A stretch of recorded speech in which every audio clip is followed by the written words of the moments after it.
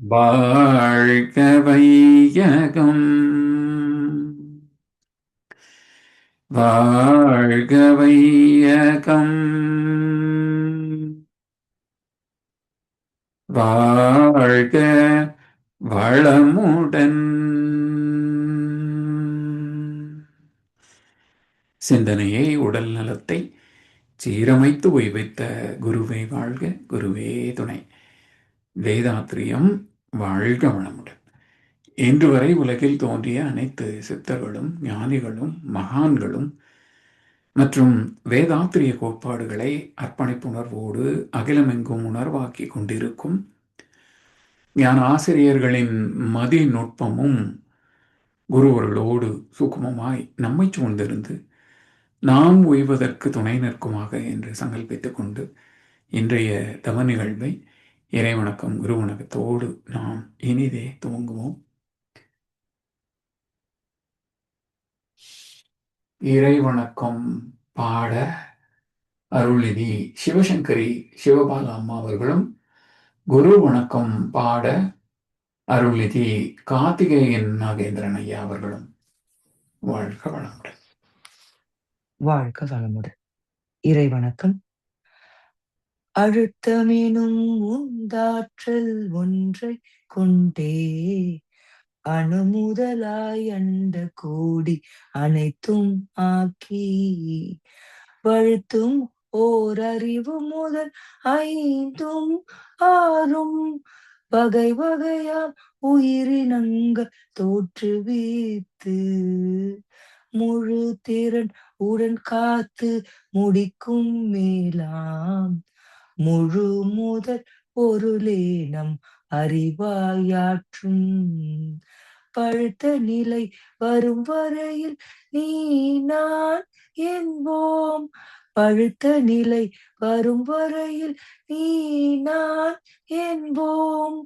பதமடைந்தோம் ஒன்றானோம், பதமடைந்தோம் ஒன்றானோம் பரமானந்தம். வாழ்க வளமுடன். குரு வணக்கம். சிந்தையை அடக்கியே சும்மா இருக்கின்ற சீரறிய செய்த குருவே, அந்த நிலைதனில் அறிவு அசைவற்றிருக்க பெறும் ஆனந்தம் உங்குதங்கே. இந்த பெரும் உலகமிசை எடுத்த பல பிறவிகளின் இறுதி பயனாகிய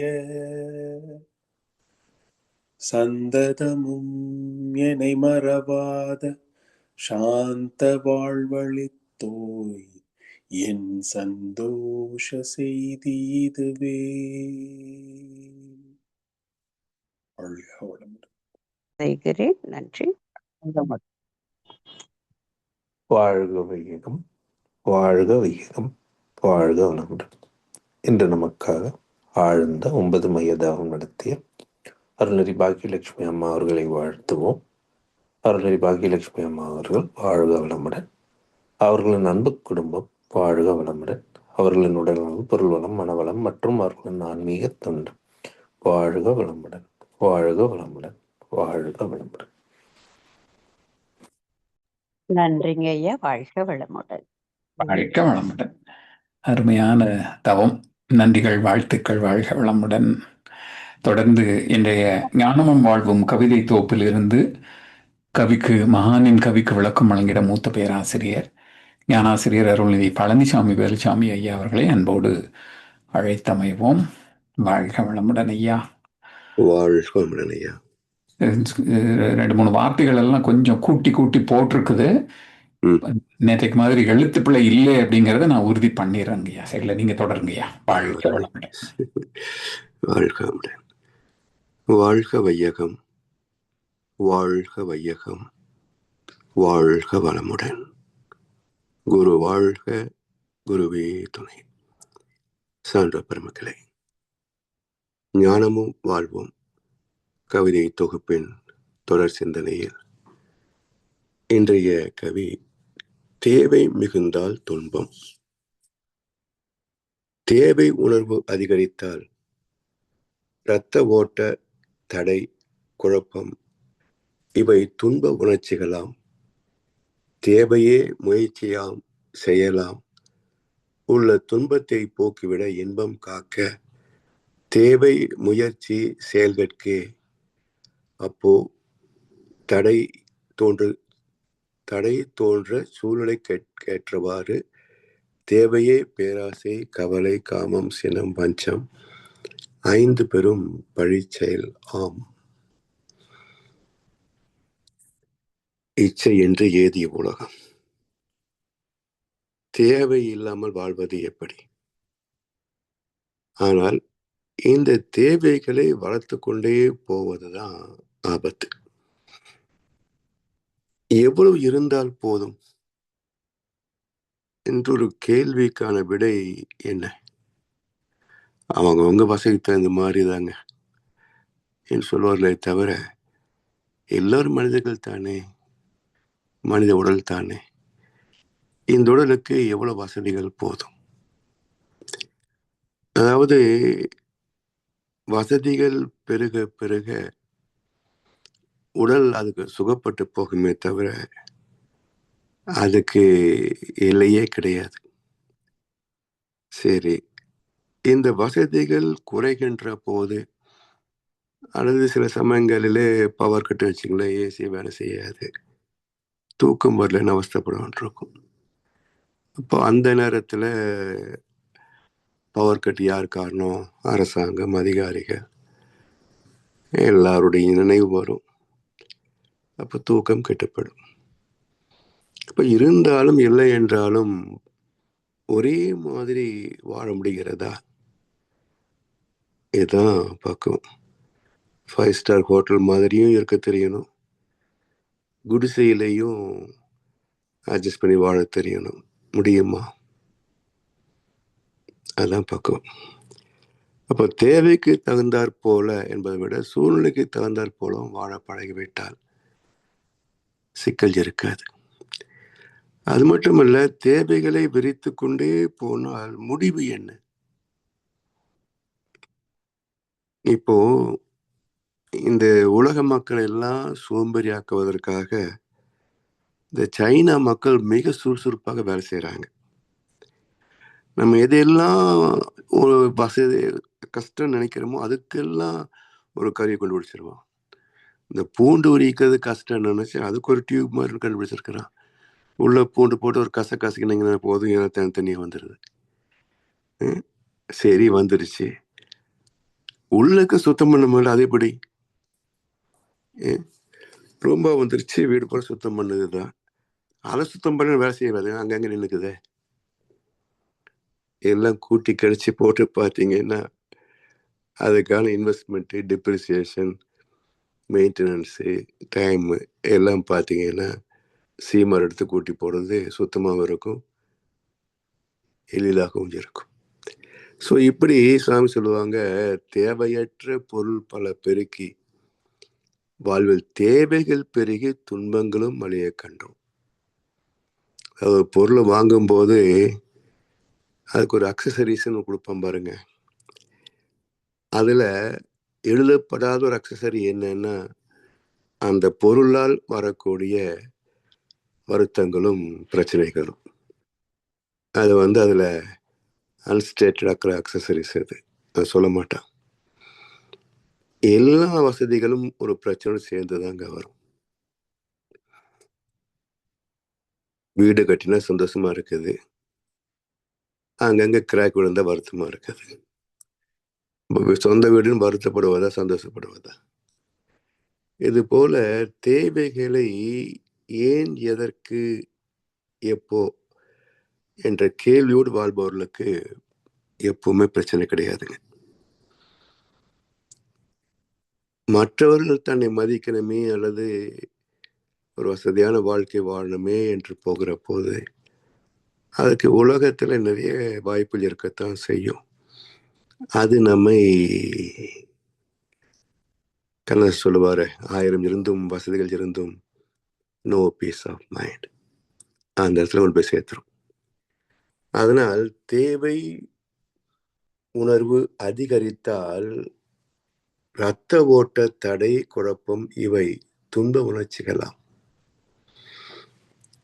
ஒரு பொருள் தேவை நினைக்கின்ற போதே உடலில் ஒரு மாற்றம் வரும். அது துய்ப்பதற்கு உடல் செல்கள் எல்லாம் தயாராயிடும். அப்ப இந்த வேகம் அந்த தேவையை ஆசையாக மாற்றும். தடைப்படுகின்ற போது, தாமதமாகின்ற போது அதுவே சினமாக அல்லது கவலையாக மாறிப்படும். அதனால் தேவை உணர்வு அதிகரித்தால், தேவை உணர்வுல பிரச்சனை இல்லை, அதிகரித்தால் இரத்த ஓட்டத்தால் குழப்பம் இவை துன்ப உணர்ச்சிகளாம். தேவையே முயற்சியாம் செய்யலாம். தேவையில்லைன்னா என்ன செய்ய போறாங்க? பேசாம இருக்க போறோம், அவ்வளவுதான். ஒன்று தேவை என்று தோன்றிய பிறகுதானே முயற்சி, தேடல், செயல் எல்லாமே. அப்ப உணர்ச்சிகளையே கட்டுப்படுத்தக்கூடிய பக்கம் வந்துவிட்டால் தேவைகளே குறைந்து போகும். இப்போ சில பேரு வாய்ப்பு கிடைக்கும் போதெல்லாம் எதையாவது சாப்பிட்டு பழக வச்சிருப்பாங்க. பொதுவாக 3 வேளை சாப்பாடுன்னு வச்சிருக்கிறோம். சில பேர் 2 வேளை தான், இடையில சாப்பிடுறதில்ல, பழகி போச்சுன்றாங்க. இப்படி தேவைகளே பழக்கத்திற்கு கட்டுப்பட்டு போவதில்லை. 3 உணவு தேவை என்பது அவர் பழக்கத்தை மாற்றுகின்ற போது 2 வேளை போதும்னு ஆயிடுது. இன்னும் சிலர் 1 வேளை போதும்னு நினைச்சாலும் போதும் தான். அப்போ தேவைகளை சுருக்குகின்ற அளவுக்கு, ஆசைகளை குறைக்கின்ற அளவுக்கு மனசு நிம்மதி பெறுகிறது. ஏன்னா மனம் பெறாமல் இருப்பதல்ல, பெறக்கூடிய வசதி இருக்கின்ற போதும் வேண்டாம் சொல்ல பாருங்க. I can buy a car but I don't want to buy. அதான் வில் பவர். அப்போ வசதி இருந்தாலும் கூட நமக்கு தேவையில்லை. எதுக்கு வேணும்னா கால் டாக்ஸி கூப்பிட்டா டிரைவரோட வீட்டுக்கு வருது, எங்க இறங்கினாமோ வாசல் இறக்கி விட்டுட்டு போயிடுது. சொந்தமா வாங்கிட்டு பார்க் பண்ண முடியாம இடத்த தேடி முடிக்கிறதுக்குள்ள வீட்டுக்கே வந்துடுறோம். ஸோ இது தேவைதானா? இது போல சமுதாயத்தை பார்த்தோம் என்று சொன்னால் தேவைகள் விரிந்து கொண்டே போகும். அதுக்குத்தானே விளம்பரம். தேவையில்லாத ஒன்றை தேவைப்படுத்துவது தானே விளம்பரம். அதாவது காமர்ஸ்ல அருமையான ஒரு கொட்டேஷன் உண்டு. A best salesmanship is one who makes an Eskimo to buy a fridge. இது அற்புதமான கொட்டேஷன். இது ஒரு சேல்ஸ்னுடைய சாமர்த்தியம் என்னன்னா, எஸ்கிமோ கிட்டே ஒரு ஃப்ரிட்ஜ் வித்துருவாங்க நாம. அது மாதிரி இன்றைக்கு உலகமே விளம்பரத்துல தானே போய்கிட்டு இருக்குது. அப்போ தேவைகள் தானாகவே உருவாக்கி விடுகிறது. தேவைகள் உருவாக்கப்படுகின்றன, பிறர் மன தூண்டுதல். அதனால் தேவைகள் அதிகரிக்கின்ற போது பல பிரச்சனைகள் உருவாகிறது. தேவைக்கு பிறகு முயற்சி செய்ய, அதுக்கான உடல் ஆற்றல் இருக்கணும், வசதி வாய்ப்பு இருக்கணும், செயல் செய்வதற்கான தொழில்நுட்பம் இதெல்லாம் இருக்கணும். செய்யலாம் உள்ள துன்பத்தை போக்கிவிட இன்பம் காக்க. இதெல்லாம் நீக்கி சரியா வந்துருச்சு அப்படின்னா ஒரு சுகம் இருக்கும், ஒரு ஜாப் சாட்டிஸ்ஃபேக்ஷன் சொல்றோமே, அது போல ஒரு துய்ப்பதிலே ஒரு நிறைவு இருக்கும். தேவை முயற்சி செயற்கை ஏதோ அப்போ தடை தோன்ற சூழ்நிலைகளுக்கேற்றவாறு தேவையே, அதாவது முயற்சி செயற்கை ஏதோ அல்லது அப்போ தடை தோன்ற சூழ்நிலைக்கு ஏற்றவாறு தேவையே பேராசை, கவலை, காமம், சினம், வஞ்சம் 5 பெரும் பழிச்செயலாம். இப்ப 5 பெரும் பழிச்செயலுக்கு தேவை எப்படி காரணமாகுதுன்னு பாத்தீங்கன்னா, இப்போ எந்த நாடகம் இருந்தாலும் பீனல் கோட், குற்றவியல் சட்டம் பாருங்க, அவங்க என்ன சொல்றாங்க, the basis of all crime is need, அதுக்கப்புறம் கிரீடு. நம்ம திரைப்படத்தில் பார்க்குறோம், எப்போ அந்த சின்ன பையன் திருடுவான்னா யாருமே சாப்பாடு தர மாட்டாங்க. பசி கொடுமையில் இருக்கிற போது திருடிட்டு ஓடிடுவான்.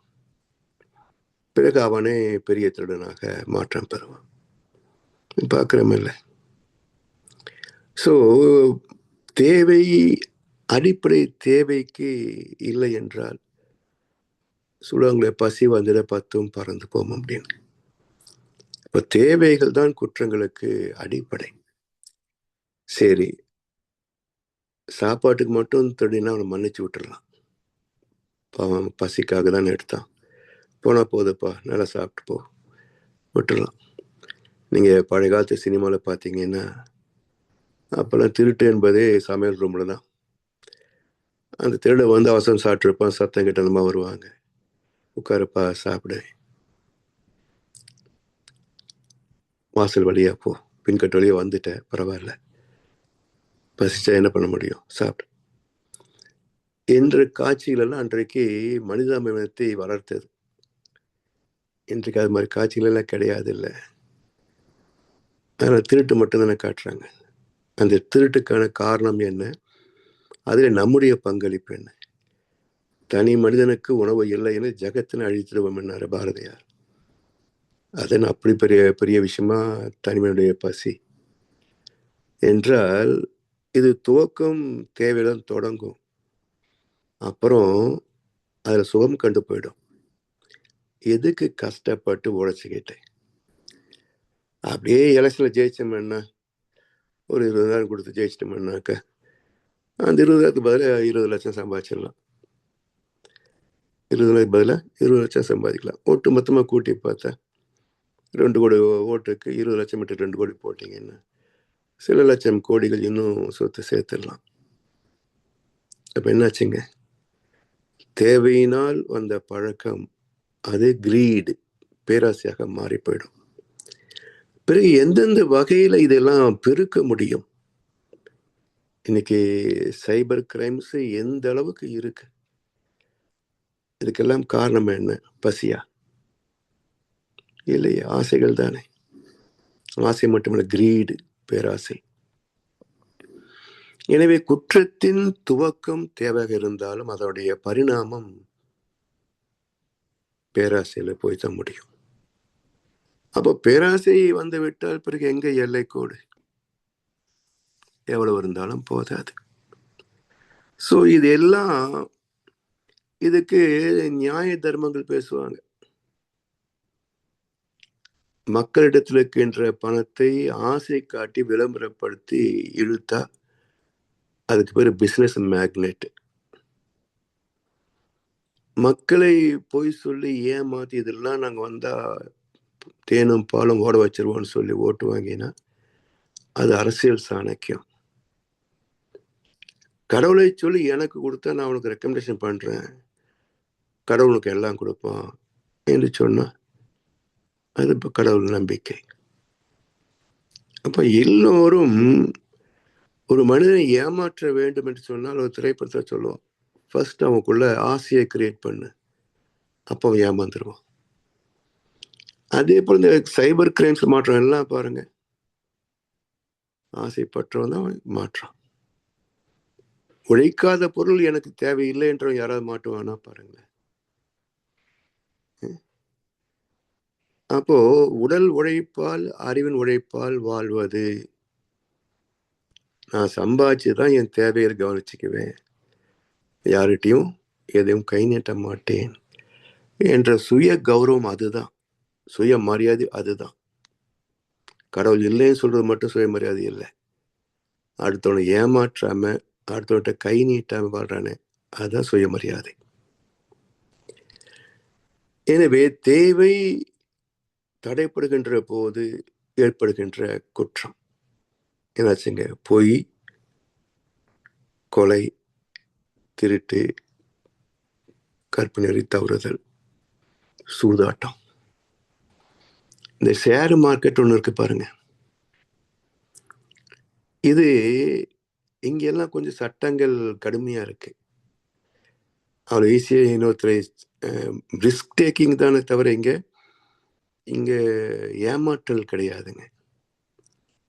ஆனால் நம்ம நாட்டை பொறுத்த வரைக்கும் ஷேர் மார்க்கெட் என்பது 95% ஏமாத்து வேலை தான். அதில் ரிஸ்க் டேக்கிங் என்பதுமே கிடையாது. ஸோ காரணம் என்னன்னா, எதையாவது போய் சொல்லி மக்களை வாங்க வச்சு இதில் போட்டால் இவ்வளோ வரும், இதில் போட்டால் இவ்வளோ வரும், இப்படி சொல்லி கிராம மக்களை ஏமாற்றிய பெருமை 2 பேரை சாரும். ஒருத்தர் பொருளாதார மேதை, இன்னொருத்தர் ராஜ பரம்பரை. இந்த 2 பேர் தினமும் டிவியில் வந்துடுவாங்க. இன்னைக்கு இண்டெக்ஸ் இவ்வளவு ஏறுது, இது நாளைக்கு இவ்வளவு போகும், இவ்வளவு ஆகும். நான் இப்போ பேசுறது உண்டு, ஒரு ஃபைனான்ஸ் மினிஸ்டருக்கும் பிரைம் மினிஸ்டருக்கு இதுதான் வேலையா? இண்டெக்ஸ் மெயின்டைன் பண்ணுறது தான் வேலையா? அப்போ என்ன நடந்து பார்த்தீங்கன்னா, அப்போ நான் பேங்க்ல சர்வீஸ் இருக்கேன், கிராமத்து மக்கள் ஃபார்ம் ஃபில்அப் பண்ண தெரியாமல் வந்து பணத்தை இதில் போகணும் இதில் போகணும் அப்படின்ட்டு வராங்க. ஏம்மா இது என்னன்னு தெரியுமா? தெரியாது, போட்ட 3 மாதத்துல காசு அதிகமாகனு சொன்னாங்க. பாவம் விவசாயத்தில் கஷ்டப்பட்டு சம்பாதிச்ச காசு எல்லாம் அதில் போயிடும். ஸோ இட்ஸ் லீகலைஸ்டு கேம்பிளிங், சட்டப்பூர்வமான சூதாட்டம். இதில் யார் போகிறாங்க? 3 மாதத்துக்குள்ள பல மடங்கு ஆகுமான்றவன் தான் நாங்கள் போகிறோம். நீங்கள் தங்கம் இடம் அது இது எப்படி கூட்டி எப்படி கழிச்சாலும் 10% மேலே எதுவுமே ஏறாதுங்க. ஒரு 40 வருஷம் 50 வருஷம் கணக்கு போட்டு பாருங்க, ஆவரேஜாக 10%, அதுக்கு மேலே எந்த இதுவும் ஏறாது. சில அரசியல் காரணங்கள் வேற. இப்போ தங்கம் ஏறுதுன்னா அதுக்கு ஒரு அரசியல் காரணம் இருக்கு. இது எப்பவுமே நடக்குமா? எதிர்பார்த்து போட முடியுமா? ஸோ அப்படியே ஏறினாலும் சாதாரண கூலியில் போயிடும். நிலத்தை விற்கிறதுல புரோக்கர் கமிஷன் அவன் ஒரு ரேட் வச்சுப்பான், அதில் போயிடும். நம்ம லாபத்தில் அவங்க சாப்பிட்ருவாங்க.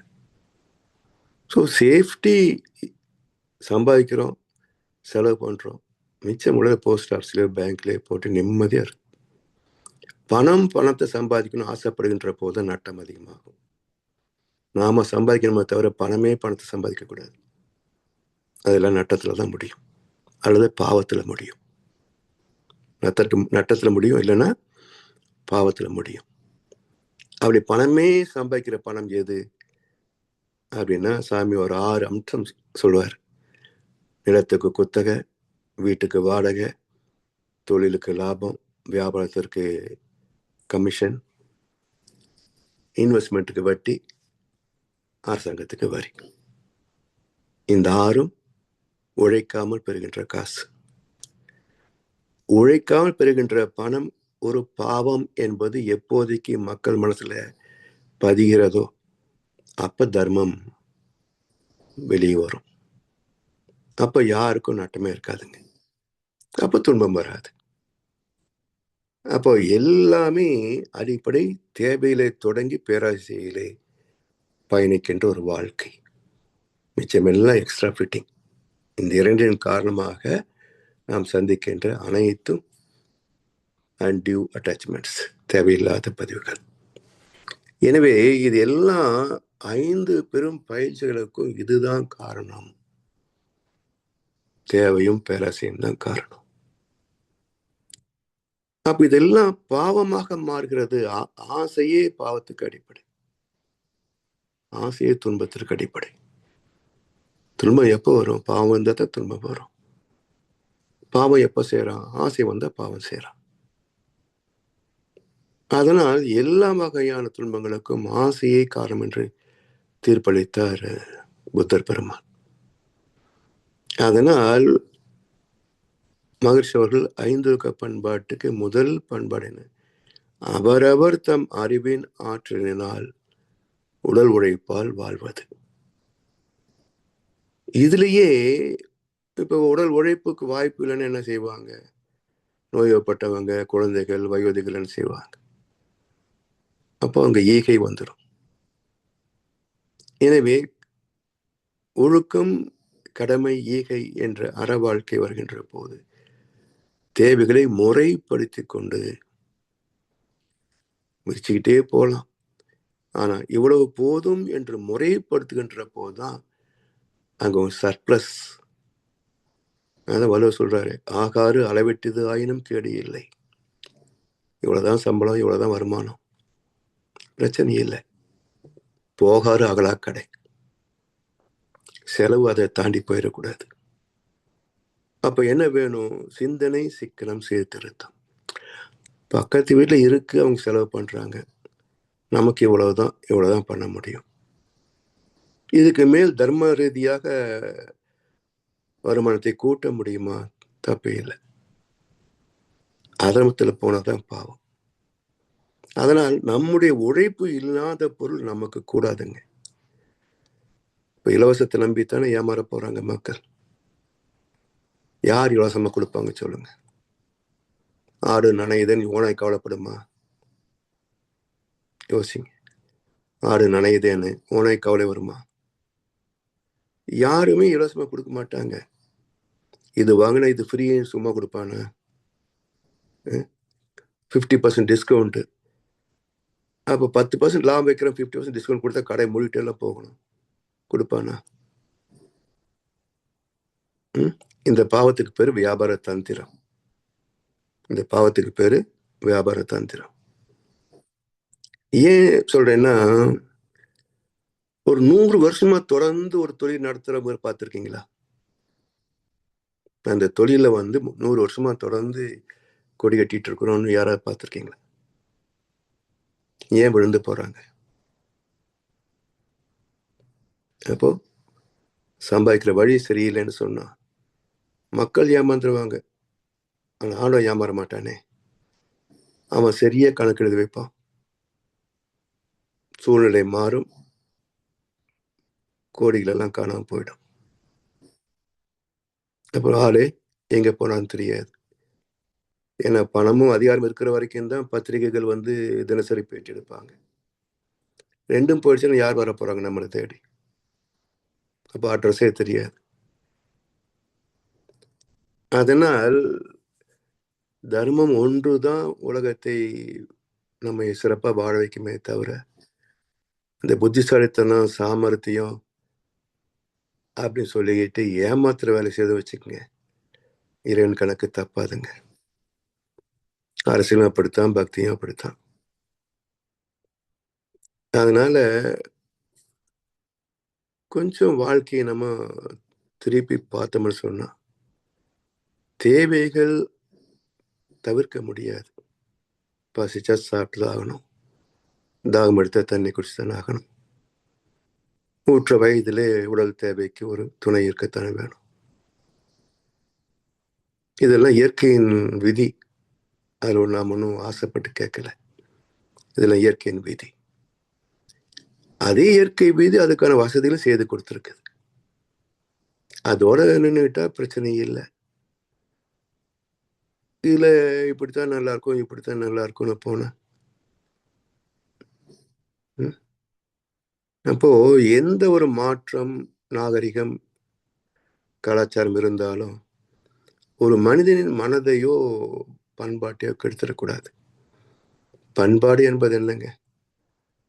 இந்த மனசு எப்பவும் ஆசைப்படுவதுதான் மனதோட இயல்பு. இது ஒரு கிஷ்கிந்தை உலகம். கிஷ்கிந்தைன்னு ராமாயணத்துல சொல்லுவாங்க, குரங்கு இருக்கிற இடம் அப்படிம்பாங்க. அப்போ ஏன் இது அப்படி உருவப்படுத்தினாங்க அப்படின்னா, குரங்கு என்ன பண்ணும்? கிளை விட்டு கிளை தாண்டிக்கிட்டு தாவிக்கிட்டே இருக்கும். அதே போல எண்ணம் விட்டு எண்ணம், ஆசை விட்டு ஆசை தாவிக்கொண்டே இருந்தால் அதுவும் குரங்குத்தனம் தானே. அப்போ ஆசைக்கு ஆசை தாவுகின்ற குரங்குகளை போல மனம் படைத்தவர்களை குரங்குகள் சொல்லுவாங்க. அப்போ கிஷ்கிந்தை என்பது இது ஒரு பகுதி அல்ல, இந்த உலகமே கிஷ்கிந்தை தான். எல்லா மனிதர்களும் குரங்கு மனிதர்கள் தான். எப்பவும் ஆசைக்கு ஆசை தாவிக்கிட்டே இருப்பாங்க. நிம்மதி எப்படி கிடைக்கும்? அதனால் சிந்தனை, சிக்கனம், சீர்திருத்தம் அதிகமாக வருகின்ற போது நம் தேவைக்கு மேல் உள்ளத, தேவைப்பட்டு உள்ளவர்கள் இருக்காங்க உலகத்துல. எப்பவுமே குழந்தைகள் இருப்பாங்க, நோய் உற்றவர் இருப்பாங்க, வயோதிகள் இருப்பாங்க. அவர்கள நாம தானே காப்பாற்றணும். அப்போ ஈகை என்பது தவிர்க்க முடியாதது. தேவையும் ஈகையும் தவிர்க்க முடியாதது. அப்போ தேவைகளை முறைப்படுத்தினால்தான் அர்த்தம் கொடுக்க முடியும். எனக்கே 10ல் எப்படி உனக்கு தர்றது அப்படின்னா என்னைக்கு குறைய போகுதுங்க. அப்போ நடந்து போன காலத்திலிருந்து இன்னைக்கு ஒரு குழந்தை பிறந்தா ஒரு பைக்கு, ஒரு செல்போன், அது இல்லைன்னா அப்பா அம்மா நிம்மதியா இருக்கவே விடாது, அரிச்சுக்கிட்டே இருக்கும். அப்ப இப்படிப்பட்ட ஒரு வாழ்க்கை தரம் இது இல்லை, இதுல போய் சிக்கிக்கிட்டோம்னு சொன்னாக்க அப்புறம் எப்படி தர்ம நியாயம் இருக்கும், உழைப்பதில் நேர்மை இருக்கும்? அதாவது 3000 ரூபா போடுவாங்க. நான் வந்து private company salary list posting பண்ணும்போது பார்த்தீங்கன்னா சில பேருக்கு 3000 ரூபாய் இருக்கும். அவங்க தான் பேங்க் வருவாங்க. உங்களுக்கு 3000 சம்பளம் போட்டிருக்க, எப்படி குடும்பம் நடத்துறீங்க அப்படின்னு கேட்டேன். எப்படியோ சமாளிக்கிறேன் சார். இல்லை, எப்படி சமாளிக்க சொல்லுங்க. எனக்கு ஸ்டேட் பேங்க் சம்பளமே இழுபடியா இருக்குது. நீங்க 3000 வச்சுட்டு எப்படி குடும்பம் நடத்துவீங்க? சொல்லல அவரு. ஏன் சொல்ல முடியல? நேர்மையாக இருந்தா சொல்ல முடியும். நேர்மை தவறுது எப்படி சொல்ல முடியும்? இந்த அரசியல்வாதியாவது மேடை ஏறி நான் லஞ்சமா கேட்டா இத்தனை சொத்து சேர்த்துக்கன்னு சொல்றாங்களா? சொல்ல முடியாது. ஆனா நேர்மையா வாழ்ந்தவன் உறக்க சொல்லலாம். என்ன தர்மத்தின் பலம் அது. நான் இப்படித்தான் வாழ்ந்தேன், இப்படித்தான் உயர்ந்தேன் அப்படின்னு மேடையில உறக்க சொல்ல முடியும். அது நேர்மையின் பலம், தர்மத்தின் பலம். குறுக்குள்ளே சம்பாதிச்சா இப்படிதான் பணக்காரன்னு சொல்ல முடியுமா? அதனால அவங்க மனசாட்சிக்கே தெரியும் என்ன பண்றோன்னு. கொஞ்சமா தெரியாத என்ன. அதனால் சிந்தனை, சிக்கனம், சீர்திருத்தம் கொஞ்சம் மிச்சமா இருக்கா, யாருக்கு தேவையோ உதவி செய்வது, இப்படி வாழ்ந்து விட்டால் போதுங்க. இந்த உடம்புக்கு எவ்வளவு வசதி கொடுத்தாலும் ஒரு நாள் சாகத்தான் போறோம். அப்புறம் என்ன பெரிய வசதி தேவை இருக்கு, அலங்காரம் தேவையா இருக்கு? அதனால் அசல் வாழ்க்கை என்னன்னு பார்க்கும். ஏதோ பை ஆக்சிடென்டல், நாம் ஒன்றும் ஆசைப்பட்டு இங்க வந்து பிறக்கல. பை ஆக்சிடென்டல் எட்வல் பிறந்துட்டோம். என்ன பண்ண முடியும்? சாமி சொன்ன மாதிரி வயிற்றுக்கு மேல சாப்பிட முடியாது. அந்தந்த தட்பவெப்பம் எப்படி இருக்குதோ அதுக்கு மேல ட்ரெஸ் போட்டுக்க முடியாது. குளிர்காலத்தை போட்டு ட்ரெஸ் சம்மர்ல போட முடியுமா? அப்போ அதுதான் தேவையா இருக்கு. இது பிறகு ஒரு வாடகை வீடோ குடிசையோ தேவைக்கு தகுந்தாற் போல, சூழ்நிலைக்கு தகுந்தாற் போல ஒன்று. ஊற்ற வயதில் ஒரு வாழ்க்கை துணை, அதுக்கு வரட்சணை தேவையில்லை. ஸோ இப்படி சிக்கனமான ஒரு திருமணம், சிக்கனமான ஒரு வாழ்க்கை இருந்ததுன்னா எந்த துன்பமும் வராதுங்க. அதனால் தேவைகள் பேராசையாகின்ற போது பேராசை நிறைவு செய்வதிலே 2 வழி இருக்குங்க. வாசல் ஒன்று இருக்கும். ஆசை கொண்ட நெஞ்சம் தனில் வழி 2 இருக்கும். ஒன்று தர்மம், இன்னொன்று அதர்மம். தர்மத்துல நிறைவேறினா அடுத்தவங்க கொடுக்கல, இவனே யூஸ் பண்ணிக்கிட்டானா கூட பாவம் இல்லை. நான் சம்பாதிச்சேன், நானே செலவு பண்ணிக்க, யார் தர மாட்டேன். சரி, ஓகே, பாவம் இல்லை. ஆனா ஏன் வசதிக்கு அடுத்தவனை அடிச்சு பிடிங்குவேன்னு சொன்னா பாவம் வந்துருச்சு இல்லை. அப்ப ஆசை பேராசையாகி நிறைவு செய்தே ஆக வேண்டும் என்ற வெறியாக மாறுகின்ற போது அங்க தர்ம நியாயமான செல்லுபடி ஆகாதுங்க. பாவம் வந்துடும். பாவம் வந்த பிறகு துன்பம் வராம போகுமா? ஹைகோர்ட்டு எஸ்கேப் கொடுக்கலாம், சுப்ரீம் கோர்ட்டு தள்ளுபடி பண்ணலாம். இறைவன் கோர்ட்ல தள்ளுபடி பண்ண மாட்டானே, இல்லையா? அப்ப இதெல்லாம் தான் இயற்கை விதி. அறம் என்ற எல்லைக்குள் தான் நமக்கு பாதுகாப்புங்க. அறம் என்ற எல்லை கடந்து விட்டால் வரைவின் மக்கள், அந்த எல்லையை தாண்டி விட்டால் துன்பம் தான். அதனால் கஷ்டப்படுறவங்களை பார்த்தா கஷ்டமா தான் இருக்கு. ஆனா ஏன் வந்தது? எல்லாம் முன்னோர் செய்தது, அவங்க செய்தது. அதனால ஒவ்வொரு பிறவியிலேயும் தன் உழைப்பால் மட்டுமே வாழ்வது என்ற, அதற்குள் எனது தேவைகளை சுருக்கிக் கொள்வேன் என்ற பக்குவம் வரணும். அது சும்மா வருமா? சொல்லிக் கொடுக்கணும். அப்ப அதுக்கு பேர் தான் குருகுல கல்வி, அதுக்கு பேர் தான் பள்ளி. அப்போ குழந்தைகள் வந்தவொடனே ஏ ஃபார் ஆப்பிள் ஆரம்பிக்க வேண்டாம். அது எப்போ வேணா கத்துக்கலாம். பெரிய விஷயமா என்ன? ஏல இப்போதான் ஏஐ வந்துருச்சு, கேட்டா அது சொல்லி கொடுத்துரும். ஆனா ஒழுக்கம் சொல்லி கொடுக்குமா ஏஐ? அப்ப மனிதனுக்கு என்ன தேவை? இப்போ ஒழுக்கம் தான் தேவை. மற்றதெல்லாம் ஏஐ பார்த்துக்கும். ஒழுக்கம் தான் தேவை. ஏன்னா இதுதான் வாழ்க்கைக்கு அடிப்படை. என்னை வாழ்வது இந்த உடலும் மனமும். மனசு உடம்புக்கு தான் ஒத்து போகணுமே தவிர உடம்பை மனசுக்கு இழுத்தோம்னா வராது. அப்ப அதுக்குரிய பிரச்சனை வந்து சேர்ந்துடும். அதனால் சிந்தனை சிக்கனம் சீர்திருத்தத்தோடு என் உழைப்பால் மட்டுமே வாழ்வேன் என்ற உறுதியோடு வாழ்வதுதான் நம் கடமை. அறவாழ்வேன் நாட்டத்தை சிறக்கட்டும் என்று சொல்லி வாய்ப்பளித்த செவிமடு தலைவருக்கும் நன்றி பாராட்டி இந்த உரையை நிறைவு செய்கின்றோம். வாழ்வளமுடன், வாழ்வளமுடன், வாழ்க வையகம்.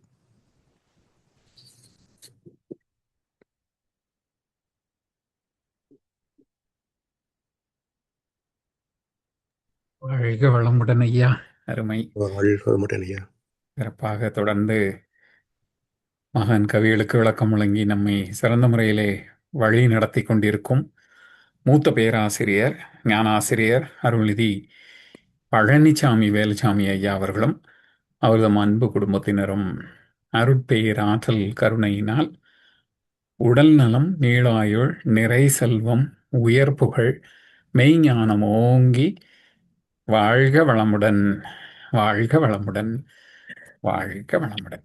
நன்றிகள் ஐயா. வாழ்க வளமுடன் ஐயா.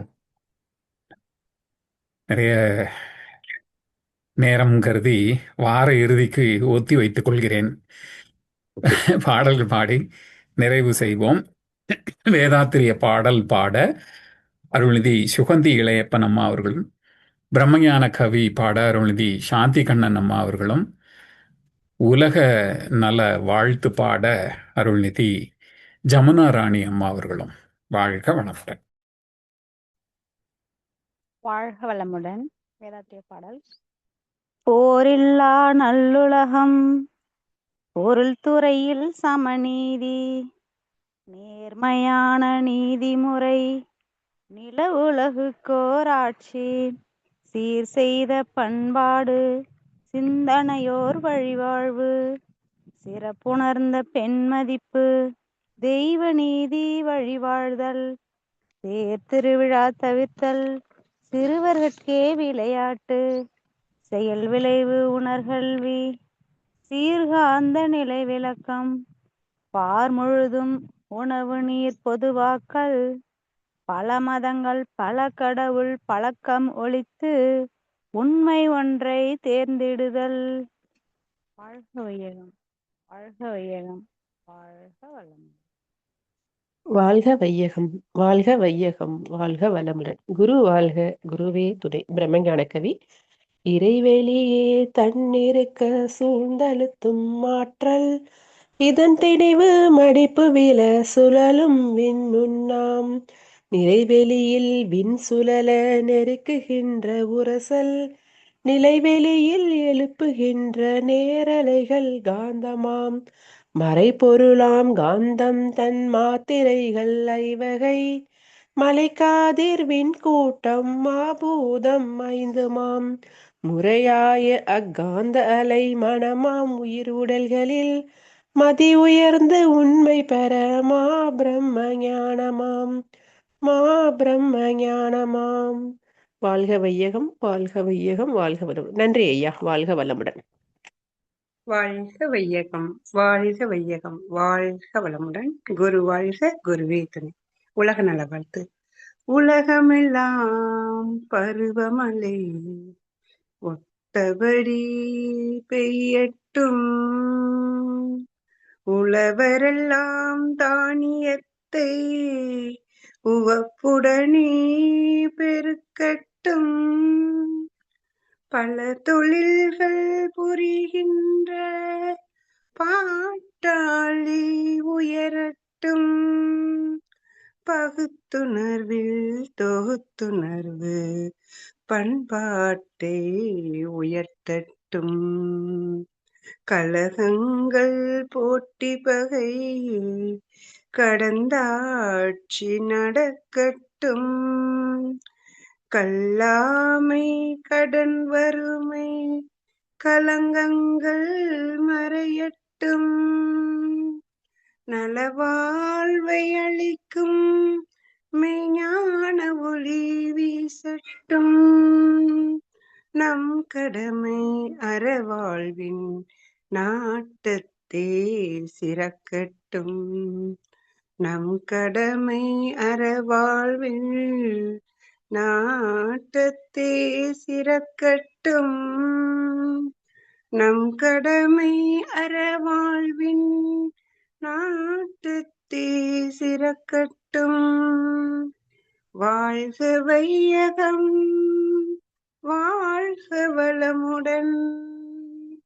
வாழ்க வையகம், வாழ்க வளமுடன். வாழ்க வையகம், வாழ்க வளமுடன். மிக்க நன்றிங்க ஐயா. வாழ்க வளமுடன். அவர்களின் அன்பு குடும்பம், அவர்களின் உடல் நலம், மனவளம், பொருள் வளம், அருள் தொண்டு, ஆன்மீக தொண்டு, வாழ்கலமுடன், வாழ்கலமுடன், வாழ்கலமுடன். இத்துடன் இன்றைய காலைதவம் நிகழ்வு மகிழ்வோடும் இதே நிறைவு பெறுகின்றது. இறையர்களும் குருவர்களும் நம் அனைவரையும் எப்பொழுதும் சூழ்ந்திருந்து நம்மை இந்த நிலை உணப்பயணத்திலே சிறந்த முறையிலே வழி நடத்தட்டும் என அனைவரையும் வாழ்த்தி வணங்கி நன்றி கூறி அமைகிறோம். வாழ்க வையகம், வாழ்க வையகம், வாழ்க வளமுடன்.